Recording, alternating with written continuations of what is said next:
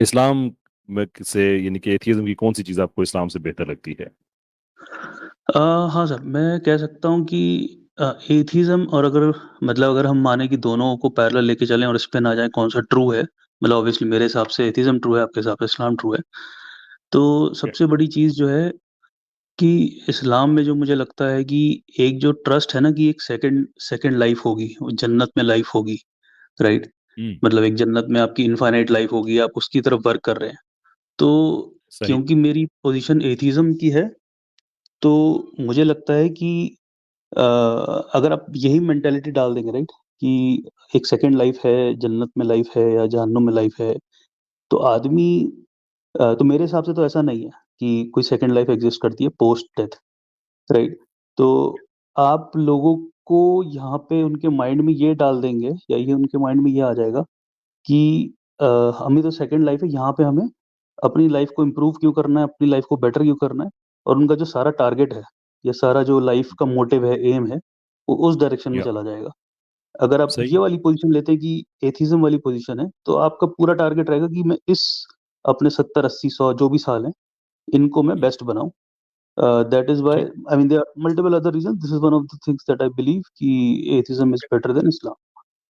That's a very good question. So basically दुनिया में जो ज़िंदगी है उसको बेहतर बनाना ज़्यादा आसान हो जाता है अगर आपको पता हो कि this is your only chance, तो फिर आप फ़ोकस यहाँ पे करेंगे। और अगर आपके इस दुनिया के बाद की भी दुनिया का एक तसव्वुर पाया जाता है तो फिर आप उसके लिए मेहनत करेंगे। Did I get the argument right? यही कह येस, रहे हैं येस। आप?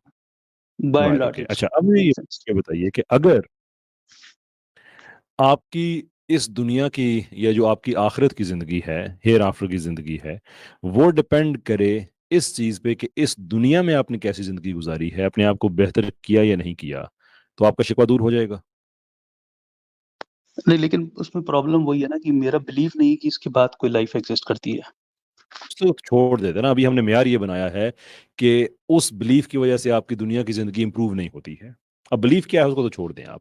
लेकिन अगर आपने मेयार ये बनाया है कि इस दुनिया की ज़िंदगी ही बेहतर होनी अच्छी चीज़ है, तो फिर क्वेश्चन मेरा हाँ। आपसे ये है कि अगर बिलीफ ये हो कि अगले जहां आपके साथ क्या होगा या आपने कैसी जिंदगी गुजारनी है वो डिपेंड करता है आपका इस दुनिया की जिंदगी में, तो बेहतर तो आपकी हो जाएगी।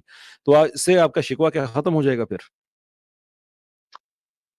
तो उसमें एक चैलेंज ये है सर कि अ, एक मतलब अगेन फिर अब थोड़ा डिटेल में जाना पड़ेगा कि एक गाइडिंग प्रिंसिपल है, राइट? कुरान ने कुछ कंडीशंस दे रखी हैं कि इस तरीके से लाइफ जीनी चाहिए, ये फॉलो करना चाहिए, राइट? तो आप उसी तरीके से अपनी लाइफ फॉलो करेंगे।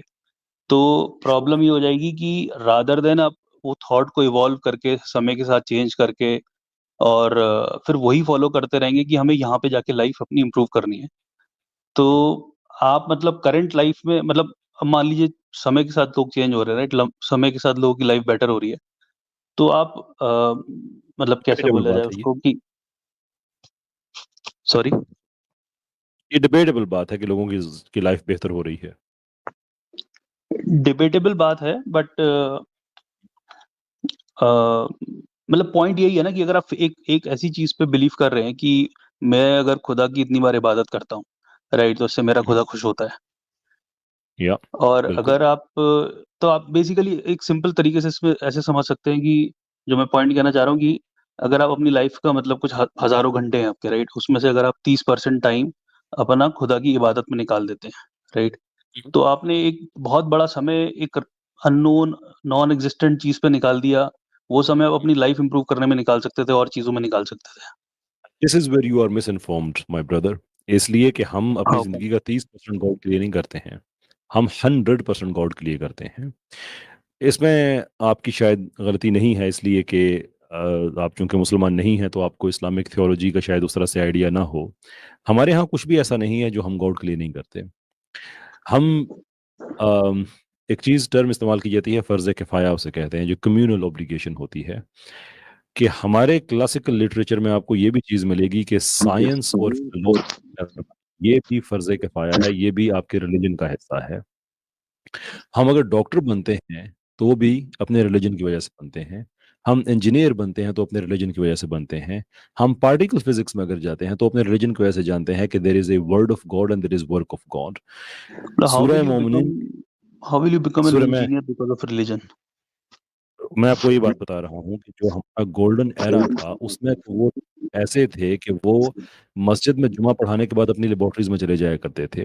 गजालियन एरा, पोस्ट गजालियन एरा, वो ज्यूरिस्ट भी होते थे, वो कुरान की एक्सजिस के माहिरीन होते थे, एट द सेम टाइम वो केमिस्ट्री के भी माहिरीन होते थे। क्योंकि इस्लाम में डिस्पैरिटी नहीं है कि इस दुनिया में आपने मटीरियल लाइफ गुजारनी है और आपने उसी में तरक्की करनी है, या रिलीजन को लेके चलें या उसको लेके चलें। हमारे यहाँ ये है कि इस दुनिया में जो रिलीजन के मटेरियल बेनिफिट्स हैं, आप उनको साथ लेके चलेंगे तो आप एक आइडियल जिंदगी गुजारेंगे।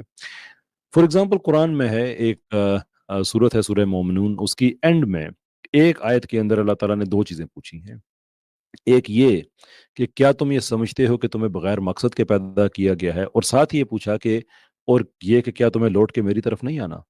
विच मीन्स कि तुम्हें जो टैलेंट दिया गया है, ये नमाजें पढ़ने या इबादतें रोजे रखने, ये सिर्फ इसके लिए नहीं है, वो तो फरिश्ते तुमसे बहुत बेहतर कर सकते हैं।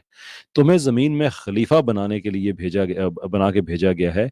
विच मीन्स कि यहाँ पे तुमने हर वो इंटेलेक्ट की चीज़ जो तुम्हें बाकी मखलूक़ात से बेहतर करती है, क्योंकि इंटेलेक्ट ना हमारा बाकी जानवरों से जो बेहतर है, जानदारों से बेहतर है, वो यूज़ करना है। उसमें पुल बनाने से लेकर, कपड़े सीने से लेकर, particle physics, quantum mechanics, science, philosophy, ये सर क्वांटम एजुकेशन। मैकेनिक्स आप कैसे कह रहे हैं सर? क्वांटम मैकेनिक्स का ज़िक्र कहाँ पे होगा कुरान में? मैं अब ये नहीं कह रहा कि वेल वो भी अपनी जगह पे एक बात है कि कहाँ पे उसका ज़िक्र है, लेकिन मैं आपसे ये नहीं कह रहा कि कुरान आप पढ़ेंगे तो उसमें लिखा है कि साइंस ऐसे करनी है। कुरान आपसे ये कहता है कि आप इस दुनिया में आए हैं तो आपको वो कॉग्निटिव और रैशनल फैकल्टीज़ दी गई हैं जो बाकी जानदारों को नहीं है। उनको यूज़ करके दुनिया में जो भी तरक्की कर सकते हो करो।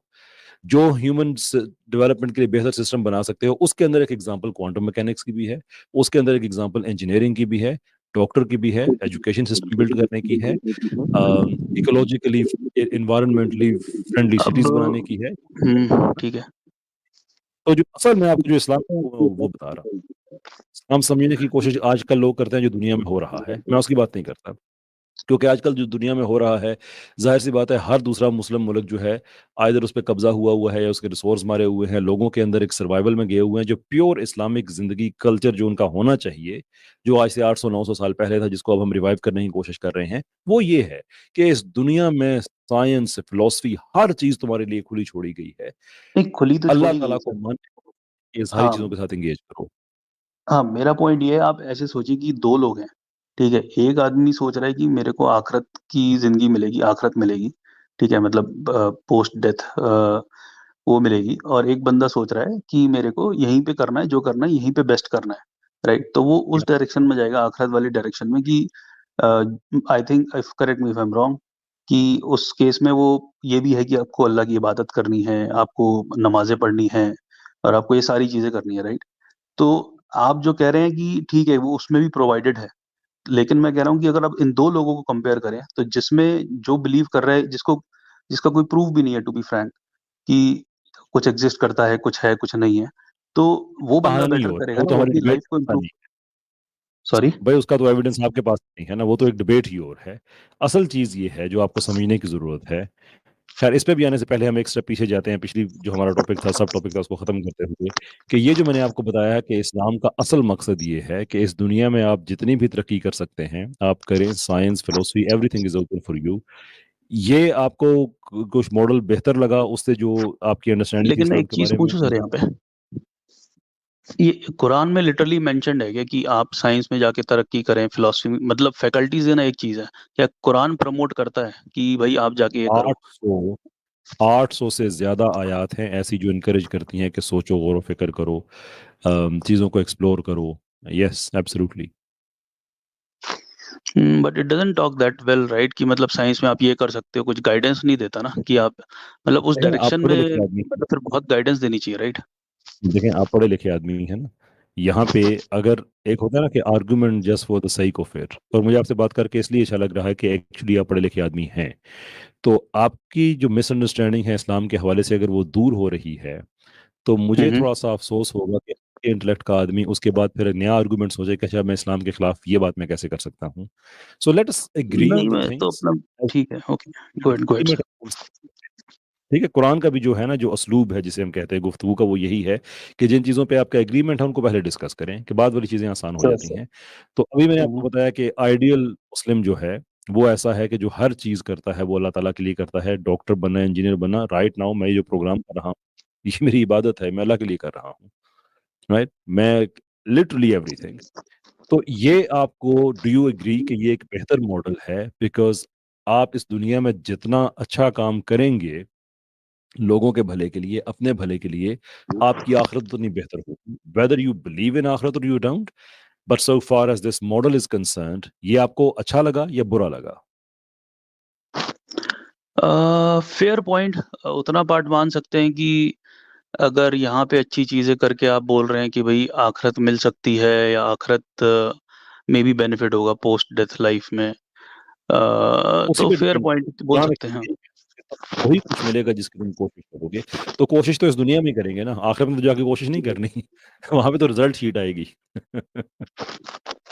नहीं, जैसे फॉर एग्ज़ाम्पल आप ऐसे मतलब थोड़ा मतलब मेरी नॉलेज इतनी कुरान की नहीं है, बट जितना मैंने सुना है आप लोगों से या आप लोगों की वीडियोज़ देख के, तो उसमें ऐसे कुरान ये तो पुश नहीं करता ना कि आप जाके डॉक्टर बने, लोगों की जानें बचाएँ, पढ़ाई-लिखाई करें खूब, मतलब इस पे प्योर फ़ोकस नहीं कुरान है आप ना? एम आई करेक्ट? कुरान की आयत में ये तो नहीं लिखा होगा कि डॉक्टर बनोगे तो अच्छे रहोगे। कुरान आपको एक जनरल प्रिंसिपल देता है कि जिसने, जैसे कुरान की एक आयत है कि जिसने एक ज़िंदगी को बचाया, उसने गोया सारी इंसानियत को बचाया, और जिसने एक ज़िंदगी को ख़त्म किया, उसने गोया सारी इंसानियत को ख़त्म किया।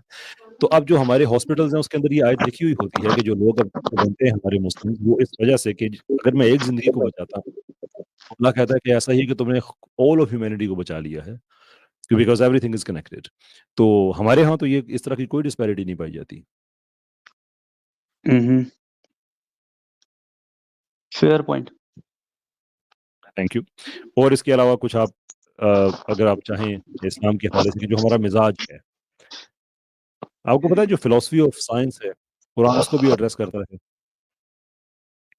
सर एड्रेस करने से क्या मतलब? मतलब उसमें एड्रेस का उसको एक्सप्लेन कर दें एक बार कि मतलब फुल गाइडिंग लाइन देता है, प्रिंसिपल देता है, लोग उससे जाके आगे सीख सकते हैं, बढ़ सकते हैं, क्या मतलब? जो एड्रेस करता है उसका मतलब ये है कि वो आपको रोकता नहीं है इस चीज़ से, बल्कि एनकरेज करता है कि आप फिनोमेना को एक्सप्लोर करें। जैसे सूरह आले इमरान, अगर मुझे ठीक याद आ रहा है, इसकी 2 आयत हैं तसलसल के साथ। एक में कॉमेंट्री है कि वो लोग हैं, आप कॉस्मोलॉजी को बेस बना के साइंस की बात की जा रही है, कि वो लोग हैं जो कायनात पे गौर व फ़िक्र करते हैं, यानी कि यूनिवर्स को एक्सप्लोर करते हैं, रिफ्लेक्ट करते हैं, सोचते हैं कि ये जो सेलेस्टियल बॉडीज़ हैं कैसे काम करती हैं। और फिर उसके बाद वो कहते हैं कि इलाही, बिलाशुबा तूने बिला मकसद कुछ नहीं बनाया और हमें आग के अज़ाब से बचा। मतलब इसका ये है कि वो अपनी जो ये थोड़ी नॉलेज गेन करते हैं, रिफ्लेक्ट करते हैं, उनसे उनका नॉलेज ज़्यादा बढ़ता है, तो वो इस नतीजे पे पहुँचते हैं कि ये सारा एक्सीडेंटल नहीं है, और आग के अज़ाब से बचाव का मतलब ये है कि वो फिर एथियस्ट होके गॉड को डिनाई नहीं कर देते, जैसे वेस्ट वाले साइंटिस्ट ने किया है, कि वो थोड़ी-सी कॉस्मोलॉजी का उनके पास नॉलेज आया है, थोड़ा-सा यूनिवर्स के बारे में नॉलेज आया है, and they refuse to accept God. तो उनसे 1400 साल पहले गॉड ये बता रहा है कि सोचो, गौर-फ़िक्र करो। ऊँट की एग्ज़ाम्पल्स दी हैं, फिनोमेनोलॉजिकली की जो चीज़ आपके सामने पहले एग्ज़ाम्पल आप उस चीज़ की देते हैं। क्यों?